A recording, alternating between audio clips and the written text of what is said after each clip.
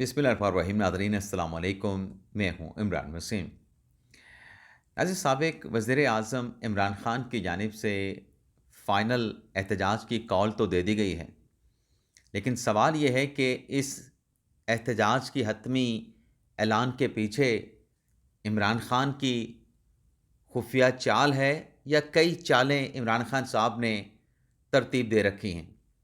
दूसरा सवाल ये जन्म लेता है कि क्या एस्टेब्लिशमेंट इमरान ख़ान की उन चालों से आगाह है कि इस एहतजाज की कॉल में इमरान ख़ान साहब हासिल क्या करना चाहते हैं, ख़ान साहब ने क्या प्लान तरतीब दे रखे हैं, और जो फाइनल कॉल इमरान ख़ान साहब ने दी है उस कॉल में कुछ filling the blanks Imran Khan साहब ने छोड़ी हैं। वो खाली जगह क्या हैं इमरान ख़ान साहब की हतमी एहतजाज की कॉल में, और उन फिलिंग द ब्लैंक्स को या खाली जगहों को एस्टेब्लिशमेंट क्या समझ रही है कि इमरान ख़ान ने क्या पैगाम दिया है। ये फिलिंग द ब्लैंक्स या खाली जगह इमरान ख़ान साहब ने क्यों छोड़ी हैं। अब वो खाली जगह क्या हैं, ख़ान साहब की चालें क्या हैं, प्लान्स क्या हैं, और ख़ान साहब के प्लान्स के नतीजे में कंट्रोल टावर एस्टेब्लिशमेंट का काउंटर प्लान क्या है, ये सारी डिटेल इस व्लॉग में आपके साथ हम शेयर करने जा रहे हैं। कुछ दीगर ख़बरें भी हैं, उनकी तफसीलात पर भी आप देखने वालों के साथ बात करेंगे। लेकिन व्लॉग का आगाज़ करने से पहले आप खैर खाओं से चैनल सब्सक्रिप्शन की दरख्वास्त करेंगे कि जिन मोहब्बत करने वालों की तरफ से, जिन चाहने वालों की तरफ से अभी तक हमारे चैनल को सब्सक्राइब नहीं किया गया, उनसे दरख्वास्त होगी कि चैनल को सब्सक्राइब कर लें, बेल आइकॉन का बटन प्रेस करें।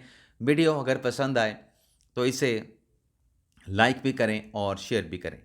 सबसे पहले नाज़रीन, इस्लामाबाद हाई कोर्ट में 4 अहम मुकदमात हैं। 4 लाइन्स में इन मुकदमात का कर्टन रेजर आपकी खिदमत में पेश करूँगा।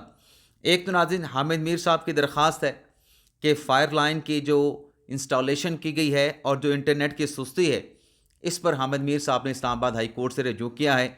आज हाई कोर्ट में यह अहम मुकदमा है, इसका अहवाल नेक्स्ट व्लॉग में आपको बताएंगे।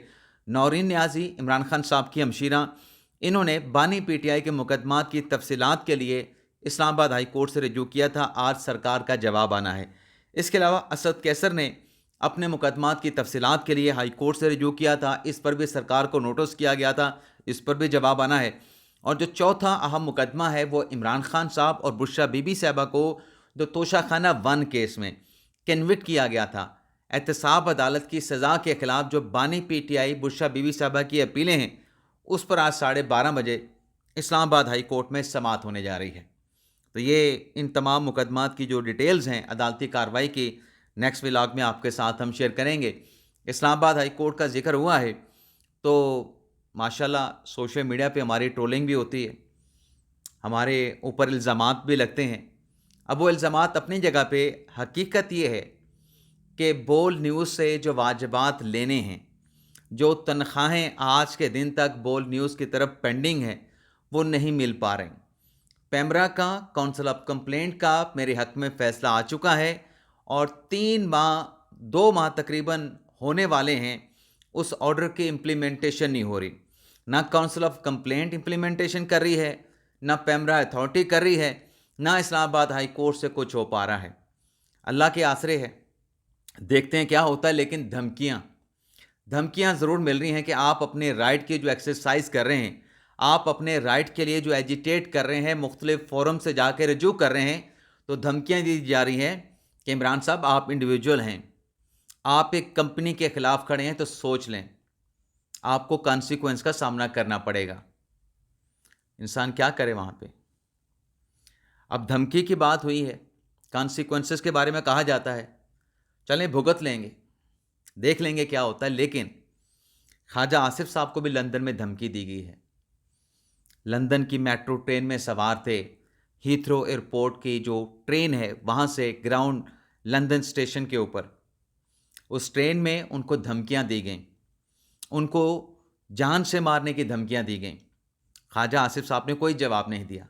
अब इस पे नाजरीन कि क्या वो शख्स गिरफ़्तार हो सकता है? बिल्कुल नाज़रीन गिरफ़्तार हो सकता है, क्योंकि एक तो उसकी शनाख्त जब उस ट्रेन में लगे जो कैमरे हैं उससे शनाख्त की जाएगी तो पता चल जाएगा। दूसरा ये है کہ حکومت پاکستان نے بھی اس دھمکی کا، اس تھریٹ کا نوٹس لیا ہے، اور حکومت پاکستان نے لندن میں جو پاکستانی ہائی کمیشن ہے اس کو کنوے کر دیا ہے کہ اس معاملے کو برطانیہ کی سٹی پولیس کے ساتھ، متعلقہ پولیس کے ساتھ، ٹرانسپورٹیشن پولیس کے ساتھ جو ہے وہ اٹھایا جائے، اور جو بھی شخص ہے یہ دھمکی دینے والا اس کو قانون کے کٹہرے میں لا کر جو ہے اس کے خلاف کارروائی ہونی چاہیے۔ یہ ناظرین جو کیس ہے مثال بن سکتا ہے، کیونکہ اس میں وکٹم خواجہ آصف صاحب ہیں۔ قاضی فائصہ والا کیس بھی مثال بن سکتا ہے، لیکن وہاں پہ قاضی فائصہ صاحب نے کوئی اپلیکیشن نہیں دی۔ یہاں پر بھی اگر خواجہ آصف صاحب اپلیکیشن دیں یا حکومت پاکستان اس کو ٹیک اپ کر لے تو میرے خیال سے تو یہ ایک اچھی مثال بن سکتی ہے، اور پھر کسی کی جرت نہیں ہوگی۔ اور ویسے تو خواجہ آصف صاحب اس کو وہاں پہ پکڑ لیتے کہ یہ دھمکیاں دے رہا ہے، پکڑ کے پولیس کے حوالے کر دیتے تو قصہ وہیں پہ ختم ہو جاتا، لیکن خواجہ آصف صاحب نے شرافت کا مظاہرہ کیا۔ اب آ جاتے ہیں جو باقی خبریں ہیں۔ پہلے تو ناظرین ISI کے جو تبادلے اکاڑ پچاڑ اس کی ڈیٹیل آپ کے ساتھ شیئر کر لیں۔ خبر ناظرین یہ ہے، پہلے تو ناظرین چلیں جو اہم خبر ہے کہ میجر جنرل فیصل نصیر صاحب کا کہیں پہ ٹرانسفر نہیں ہوا، وہ ISI میں موجود رہیں گے اور اپنی جو ذمہ داری، جو ان کے ذمہ اسائنمنٹ ہے، وہ اس کے ساتھ اٹیچ رہیں گے، وہ اس کو پورا کریں گے، اپنی رسپانسبلٹی جو ہے وہ نبھاتے رہیں گے۔ دوسرا ناظرین جو خبر آئی ہے اس میں یہ ہے کہ اوپر کے لیول پہ، یعنی DG ISI کے نیچے باقی جو عہدے ہیں وہاں پر 5 میجر جنرل لیول کی تبدیلیاں کی گئی ہیں، جس میں 3 ISI میں جو DGs ہیں ان کو بھی ٹرانسفر کیا گیا ہے۔ اور ان تبادلوں کے بعد، ان تبدیلیوں کے بعد خبر یہ ہے کہ جو بھی تبدیلیاں ہونی تھی نئے DG ISI کے آنے کے بعد، لیفٹیننٹ جنرل عاصم ملک صاحب کے آنے کے بعد، اور سابق DG ISI ندیم احمد انجم کے جانے کے بعد، یہ تمام تبدیلیوں کا، تبادلوں کا پروسیس جو ہے مکمل ہو چکا ہے۔ اب یہ ناظرین ہوتا ہے، ایک ادارے میں ایک سربراہ جائے، دوسرا سربراہ آئے تو یہ تبدیلیاں ہوتی ہیں، اور یہ تبدیلیاں ڈیو بھی تھیں۔ اب یہ سارا پروسیس ناظرین مکمل ہو چکا ہے، لیکن جن کی امیدیں تھیں کہ وہ بھی چینج ہو جائیں گے تو وہ بھی چینج نہیں ہوئے، وہ اپنی جگہ پہ موجود ہیں اور موجود رہیں گے۔ تو یہ میرے خیال سے وہ ہمارے جو بھائی ہیں نا حسن ایوب صاحب، جو کہتے ہیں کہ راوی چین ہی لکھ رہا ہے، تو ان کے لیے راوی چین نہیں لکھے گا، جو چاہ رہے تھے کہ اس بڑے عہدے کی تبدیلی ہو جائے، تو ان کے لیے چین نہیں ہے۔ دوسری ناظرین جو خبر، کیونکہ خواہشات بھی تو ہوتی ہیں نا، یہ خواہشات کی وجہ سے کہہ رہا ہوں کہ جن کی خواہشات تھیں ان کے لیے اچھی خبر نہیں، تو ایک ناظرین یہ ہو گیا۔ اس کے علاوہ ناظرین جو عمران خان صاحب نے کل احتجاج کی فائنل کال دی ہے، اب اس احتجاج نے کامیاب ہونا ہے، ناکام ہونا ہے، آپ تھوڑا سا انالیسس کر لیں کہ ماضی میں خان صاحب نے اس قسم کے احتجاج سے کیا حاصل کیا، کیا وہ کامیاب ہوئے یا ناکامی سے دوچار ہوئے۔ تو آپ کے سامنے پوری ایک شیٹ موجود ہے، بیلنس شیٹ موجود ہے، تمام کے تمام عمران خان صاحب کے پروٹیسٹ، اس قسم کے احتجاج، اس قسم کے لانگ مارچ، دھرنے تھے، ریلیاں تھیں، احتجاج تھے، تمام کے تمام ناکام ہوئے، اور کسی ایک میں بھی عمران خان صاحب اپنے مطالبات منوانے میں کامیاب نہیں ہوئے، بلکہ ناکام واپس لوٹے۔ بلکہ ایک مقدمہ تو سپریم کورٹ میں پڑا ہے 25 مئی 2022 کے لانگ مارچ کے حوالے سے، کنٹیمپٹ آف کورٹ کا، اور یحییٰ افریدی صاحب نے عمران خان صاحب کو شوکاز نوٹس جاری کیا تھا۔ اب توہین عدالت کے مقدمہ تو یحییٰ افریدی صاحب کی ڈومین میں آتے ہیں نا، تو اب دیکھتے ہیں کہ یحییٰ افریدی صاحب وہ عمران خان کے خلاف کنٹیمپٹ کا مقدمہ کیا سماعت کے لیے مقرر کرتے ہیں۔ یہ ایک سوال ہے، ہو سکتا ہے سماعت کے لیے مقرر ہو جائے، ہو سکتا ہے سماعت کے لیے مقرر نہ ہو، لیکن یہ جو احتجاج کی آڑ میں، فائنل احتجاج کی کال میں عمران خان صاحب کی جو خفیہ چال ہے نا، جو خان صاحب نے بتایا اپنے پارٹی کے لوگوں کو، جناب فیصل چودھری صاحب کو اور پھر علیمہ خان صاحبہ کو، کہ بندے تو سارے نکلیں گے اور ہم پہنچیں گے اسلام آباد میں، مرکز ہمارا احتجاج کا اسلام آباد ہوگا، لیکن اس احتجاج کو ختم کیسے کرنا ہے، مطالبات کے منوانے تک تو نہیں اٹھیں گے، لیکن جو حکومت کے ساتھ مذاکرات کرنے ہیں، خان صاحب نے کہا کہ میں نے کمیٹی بنا دی ہے، لیکن کمیٹی کے نام نہیں بتاؤں گا، نام خان صاحب نے خفیہ رکھ لیے، اور خان صاحب کہتے ہیں کہ نام اس لیے نہیں بتا رہا کہ ان کو گرفتار کر لیا جائے گا۔ اب ناظرین آپ انگلیوں پہ خان صاحب کے پارٹی کے لوگ گن لیں جن کو خان صاحب یہ مذاکرات کا مینڈیٹ دے سکتے ہیں، बैरिस्टर गौहर, उमर अयूब, सलमान अकम राजा, शेख वकास, अली ज़फ़र, इसके अलावा और कौन हो सकते हैं? असद कैसर मैंने कह दिया, और कौन हो सकते हैं आपके ज़हन में अगर है तो उसको भी शामिल कर लें आप। अली मोहम्मद ख़ान को शामिल कर लें, गंडापुर को शामिल कर लें, खान साहब की बहन को शामिल कर लें, यानी जो आपके जहन में प्रोमिनेंट शख्सियत आ रही है आप उसका नाम सिर्फ शामिल कर लें। क्या खान साहब जो कह रहे हैं कि मैं नाम नहीं बता रहा ताकि गिरफ्तारियां ना हो जाएं, तो यही 8-10 लोग तो हैं पार्टी के जो आपको सामने नज़र आते हैं, तो इनको उठाना, इनको गिरफ्तार करना, घरों पर नज़रबंद करना, हवालात में डाल देना कौन सा मुश्किल काम है? फिर जो लोग ये कह रहे हैं ना कि हम ये एहतजाज करेंगे, तो उसको रोकने वाले भी बता रहे हैं कि फिर इसको हम रोक के भी दिखाएंगे।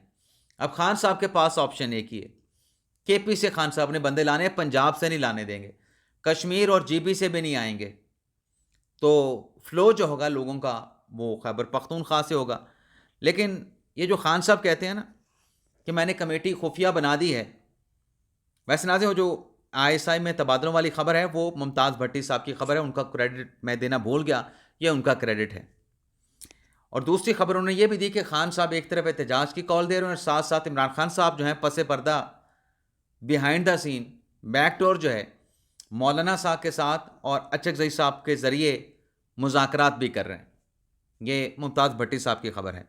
लेकिन सवाल नाज़रीन ये है कि जो खान साहब कहते हैं कि खुफिया मैंने नाम रखे हैं और ये मुज़ाकरात करेंगे, इनको मैंडेट होगा, ये नाज़रीन खान साहब की वो चाल है जिसकी भनक एस्टेब्लिशमेंट को है कि खान साहब सिर्फ चीज़ें लेते हैं।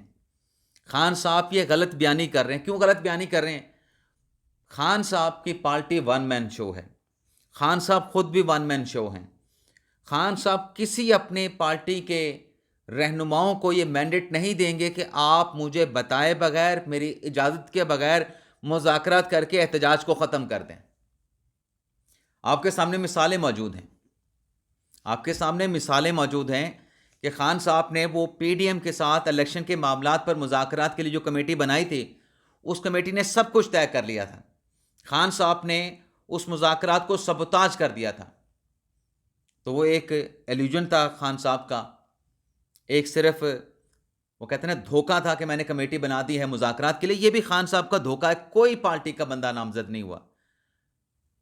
होगी कमेटी, लेकिन ये कहना कि वो मुज़ाकरात करके उस एहतजाज को ख़त्म कर सकते हो, ये भी गलत है। फैसला खान साहब का होना है, लेकिन अब खान साहब तो जेल में होंगे। जब ये हालात बन चुके होंगे, खान साहब तो जेल में होंगे, तो क्या खान साहब के साथ मुलाकात की इजाज़त दी जाएगी? ये भी सवाल मौजूद है। लेकिन असल जो सवाल है कि क्या ये पहुंच पाएंगे इस्लामाबाद में? चलें, इस सवाल का जवाब अगर आप फ़र्ज़ कर लें कि पहुंच जाएंगे, लेकिन इस्लामाबाद में पहुंचने के बाद क्या होगा?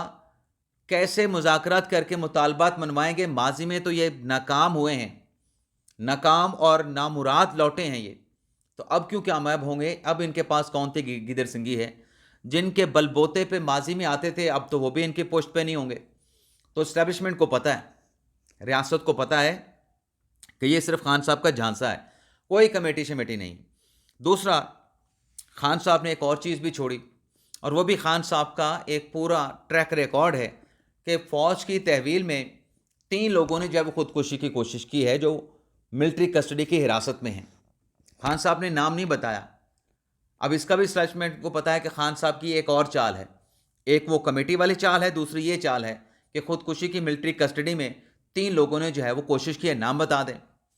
कितनी मरतबा खान साहब ने ऐसे नाम छुपाए हैं, बात कर दी, इल्ज़ाम लगा दिया, बेनाम आप इल्ज़ाम लगाते हैं फिर नाम नहीं बताते। इस चाल का भी इस्टेब्लिशमेंट को पता है। अब काउंटर प्लान क्या है? काउंटर प्लान ये है कि जो अब तक की इतलात हैं, जब मैं प्रोग्राम रिकॉर्ड कर रहा हूं, कि इनको ये एहतजाज करने नहीं दिया जाएगा। जो क़यादत है वो पहले ही सर्कल कर ली गई है PTI की। अब सर्कल करने का मतलब क्या है? कौन को जो करता धरता पार्टी के हैं उन्हें या तो घरों पर नज़रबंद या फिर उन्हें गिरफ्तार कर लिया जाएगा।